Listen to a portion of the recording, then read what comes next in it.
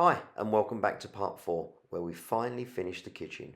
This is all the finishing touches including the new worktops, the new floor and all the little finishing touches. So while we're waiting for the new worktops I decided to make some new window ledges or window sills. Start off by making templates for each end because as you can imagine the walls and the recesses aren't true. I make those templates first of all and then I go and cut a piece of timber down to size.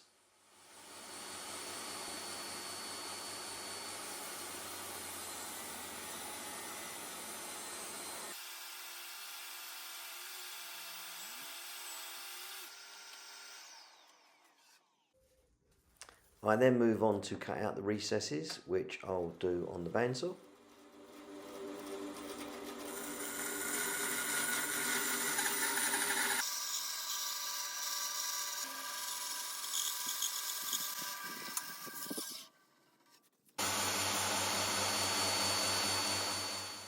It's then back to the table saw to make the other cut.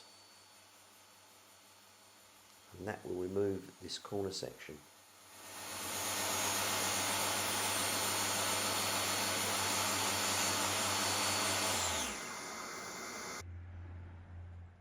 And then it's over to the miter saw to remove the excess overhang of the window ledge or window sill.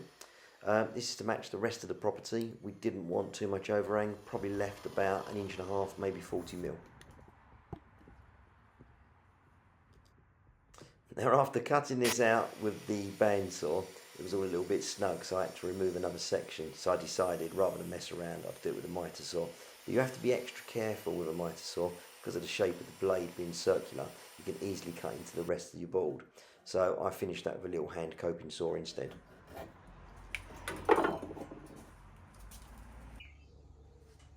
And guess what? It still doesn't fit. It's a little bit too snug.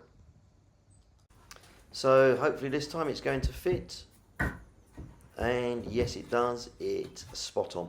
Just a case of marking on the right hand section the overhang, taking it back out to the garage or workshop, removing a little bit and putting it back in. Once it was in, I made sure it was level with a couple of spacers and then just fixed it with some grab adhesive.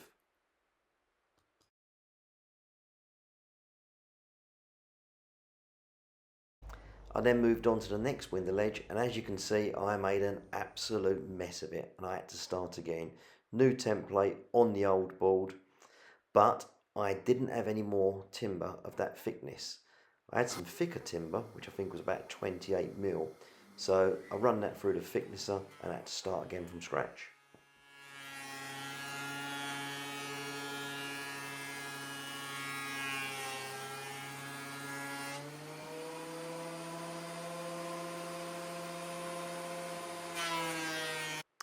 Now as you can see, this window sill or window ledge was really quite a tricky cut, but we got there eventually. Lots and lots of grab adhesive and lots of spacers because it was so out, and then a couple of wedges to hold it in place. I then cut some architrave to put around the windows and fitted that with some grab adhesive and some oval nails. I didn't drive the nails all the way in because it dents the wood. I let the nails go in quite a way and then I finish with a tiny little hole punch to drive the nails fully in, which I'll then cover with a little bit of wood filler.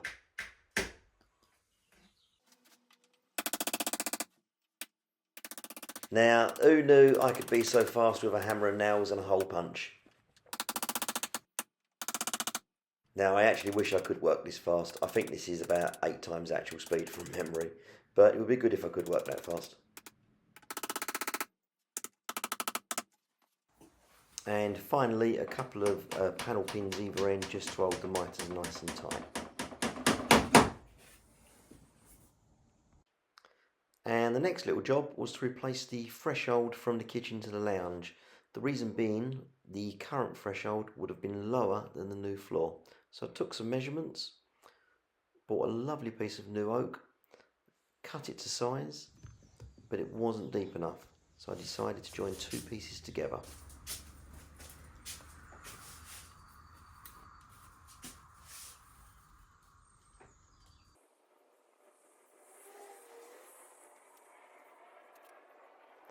So I then took my two pieces, applied plenty of glue as you can see, stuck the two pieces together, and then put plenty of clamps around it, 8 clamps in total.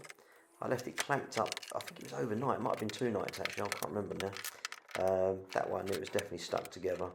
And then as soon as it had come out of the clamps, I then put it through the planer thicknesser, as you can see here. This way I could take it down to the exact measurement that I needed.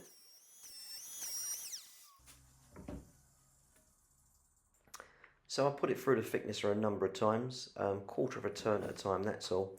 I find that's the best way. Take it out, measure. If you've not taken enough off, you can always put it through, but you certainly can't do it the other way. If you take too much off, that's it, start again. So back through the thicknesser again, not too many times, just to get it down to the exact size that I needed. And there we go, spot on. I then took the old fresh old and used it as a template, first of all just to get the width, and then I'll stick that through the table saw and cut that down to size.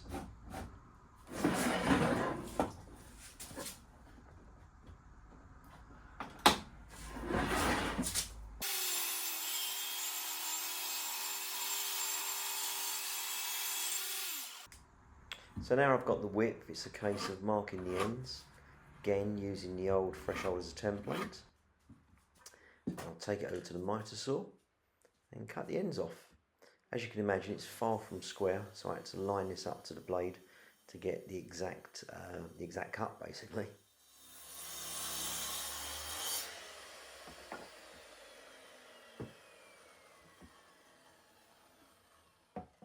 So I'm just marking left and right so I don't get this mixed up, so it goes back in the correct position. Now it's a case of cutting the other end off.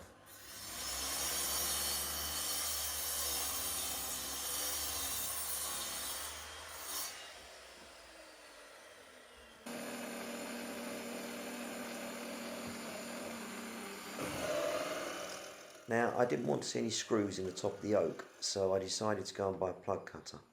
I've never used a plug cutter before, but I was really impressed with it, and they're not expensive either. You get both parts for approximately £15. The way it works is you drill your plugs first of all with this plug section that you put into your drill. You then lever the plugs out really easily, as you can see, and then once you've done that, you drill your hole, which is exactly the same size as the plug. The plugs drop in and that will hide any screws. It's really, really neat and really easy to use. I'm just testing it on an off cut, making the holes to make sure that the plugs will fit nice and snugly. They're really snug and they're actually quite difficult to get out once they're in. So as you can imagine, once you've got glue in the hole and you've got the plugs in, there's no way they're coming out.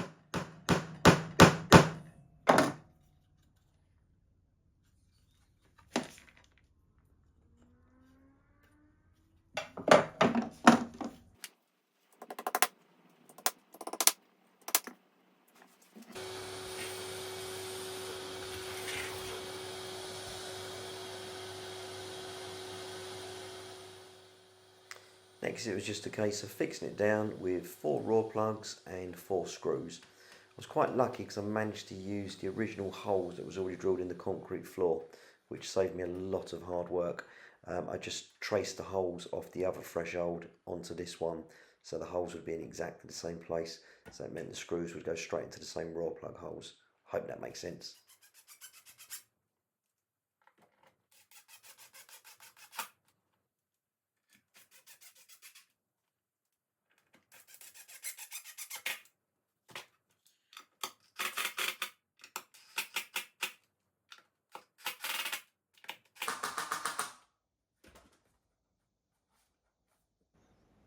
So I take a tiny bit of glue and I put a tiny little bit in each hole, which you can see.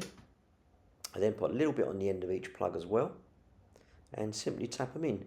Now I try to line the grain up on the plug with the wood itself. Now that may sound silly, but once this is cut flush and sanded, you won't see the plugs at all.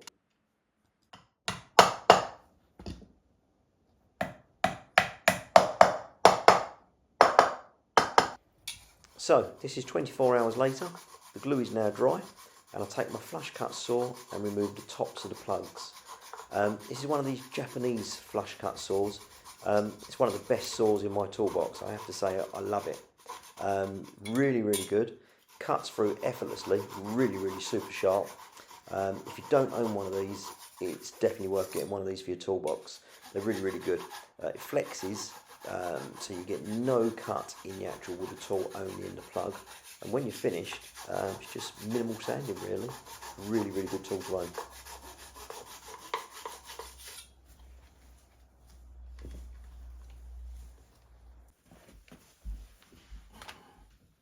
I then just wanted to take off the edges and round it over slightly with the block plane.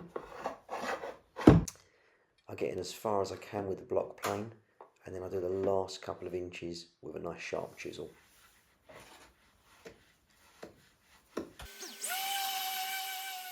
So it's a quick blast over with the sander, and I'll turn the camera around so you can see in a second. It's now almost impossible to see the plugs.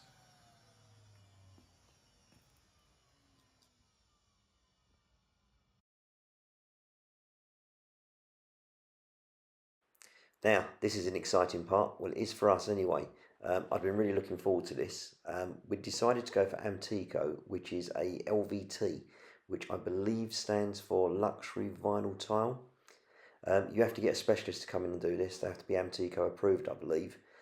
They even removed the cooker so it goes right underneath, and they move it out in little runners so not to damage it, slide it back in. It's a herringbone pattern. Each tile is an individual tile laid. As a border around the edge. It's a real skill. Watching these guys lay this was incredible. I was super impressed. Well, we are super impressed with this floor. It's come out lovely.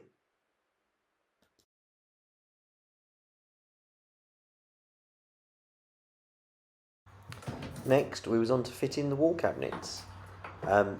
If you fitted these before, you probably know you have these little brackets that you fix to the wall. This was easy because you may remember earlier on in one of the videos, before I put the plasterboard on the wall, I put 18mm ply behind the plasterboard so that I can ensure when it got to this point I was definitely going to get a good fixing.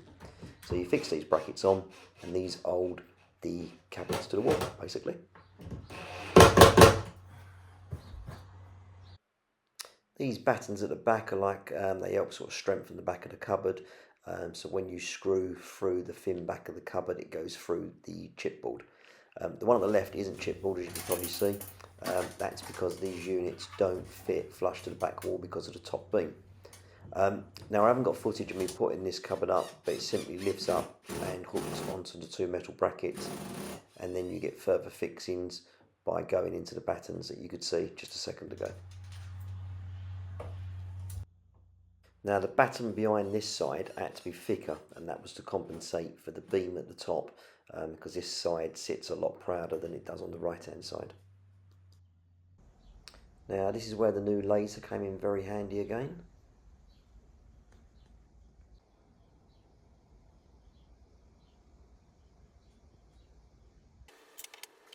Then it was simply fitting some hinges. Just start off with the impact driver and then finish with a hand screwdriver so they're not too tight.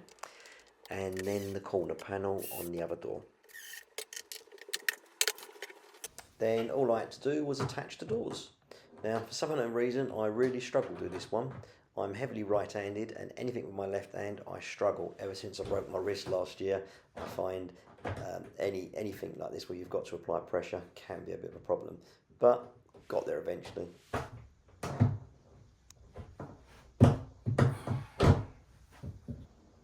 I then added the soft close fixings, and these just click into position on top of the original hinges.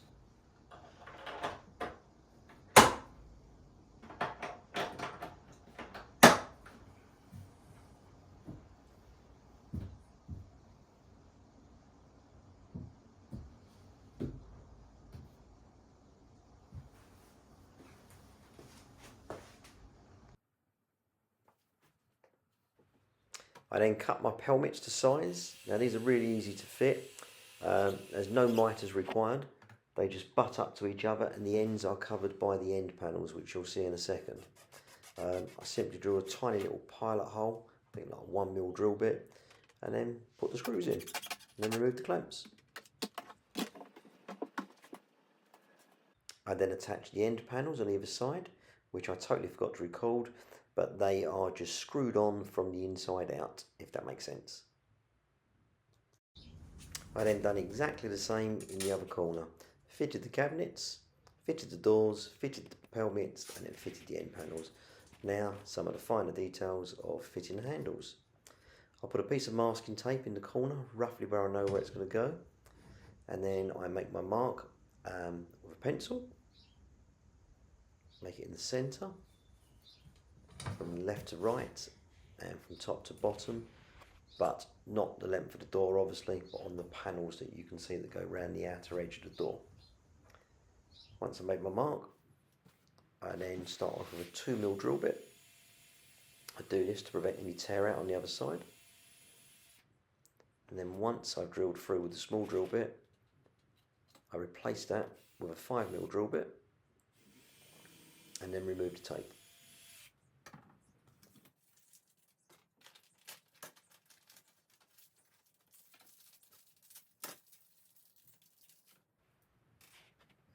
I then simply push the screw through from the back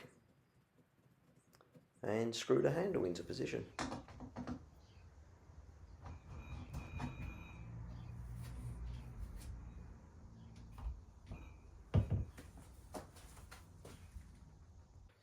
Next was the job of fitting the plinths, but I'd made a bit of an error. The end panels that go in between each unit, I should have cut these to size before I fitted them. I'd cut the bottom of them out when the floor was laid, but I now had to find a way of cutting these completely straight and right the way under the units. So I attached a block, clamped into position, and then cut into them with the multi-tool. I was quite nervous about doing this because I really didn't want to cut into the carcasses of the units. But I took it nice and steady and managed to cut them out. Ended up being quite nice and straight too.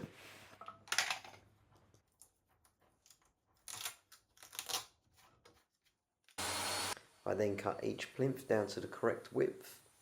In fact, I took a little bit more off than necessary. That's because they provide you with a waterproof strip that runs along the bottom, so you need to cut an extra couple of millimetres off. So that was my plinth cut to the correct height. It was now a case of cutting it to length. So quick test fit, cut a tiny little bit off the end, but also make a little cutout to allow for the dishwasher to open and close, or the dishwasher door rather. Now I can't take the credit for this next tip. I picked this up from the Tool Carpenter on YouTube. He has a great channel full of useful tips like this. He suggests that if you have to make a cutout in your plinth under the dishwasher, you cover it in sticky back foil and that will help keep it watertight. It's a great tip and it's a great channel.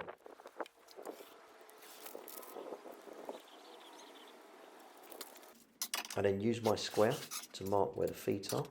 Then I know exactly where to put my fittings for the plinth. Now the standard legs, the black ones, which you see which go on the kitchen cupboards, they're easy to fit and there's a little bit of movement. But the two metal ones on the left, they're for the dishwasher. They have to be millimetre perfect, otherwise they're not going in. This was fun and games, I must admit, but got there eventually.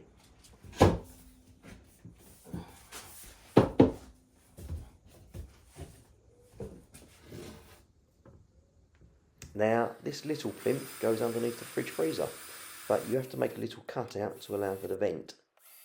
So I make 4 little holes to put my jigsaw in, make the cutout and push the vent into the cutout.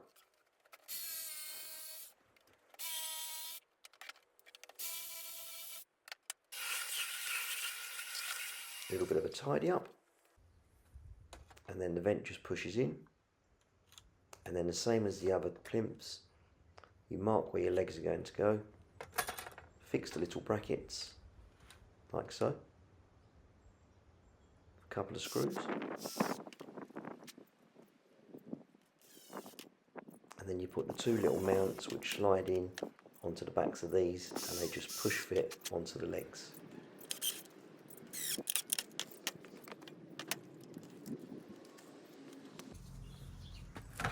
Now this little piece of plastic edging goes onto the exposed chipboard on the plinth, and that just stops any moisture getting up into the chipboard and stopping it from expanding. You have to cut it to size, but that's easily done. I just cut it off at the end with my flush cut saw.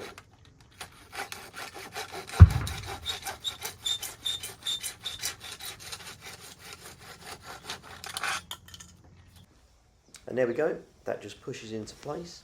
That's the vent I was talking about with the strip along the bottom, and that's the rest of the plinths all now fitted.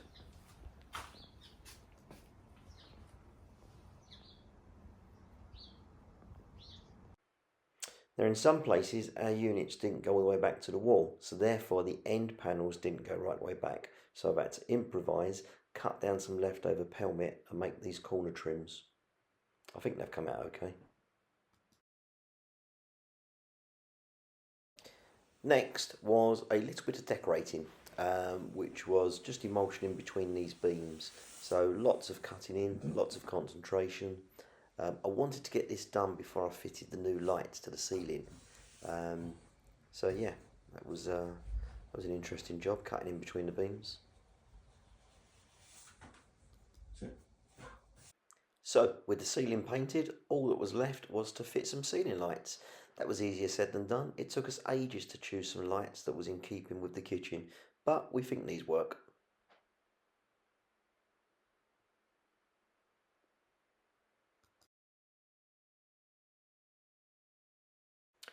So all that was left to do was to stain this beam that runs along the bottom of the kitchen wall. Now this is called a sole plate, and these run all the way around the cottage. This one was replaced last year, the other one was rotten and had to be replaced. It's a piece of green oak, it's rough sawn, so it's quite hard to paint, especially with this. Now this is wood dye. I did seek some advice before I'd done this. You can't varnish, you can't stain, and you can't paint. You have to use something that's water based and breathable, because you need to allow the timber to be able to breathe. Because the timber is quite rough, it's quite hard to apply the finish. You almost have to scrub it on, as you can hopefully see in this video.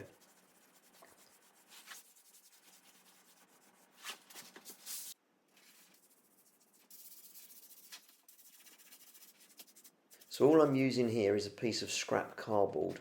I'm just pushing it up tight against the render and the beam, because I cannot afford to get this wood dye into the render.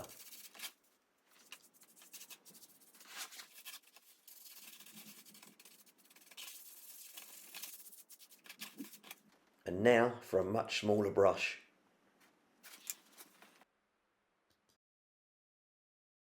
Now we was really pleased with the result, so we decided to carry on and do the rest of the oak.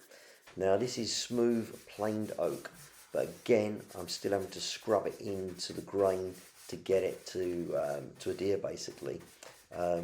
It's quite funny, well awkward stuff to use really, this wood dye. And if you go over it again, it lifts, so you have to make sure you carry on in the same direction and don't keep going over the same bit.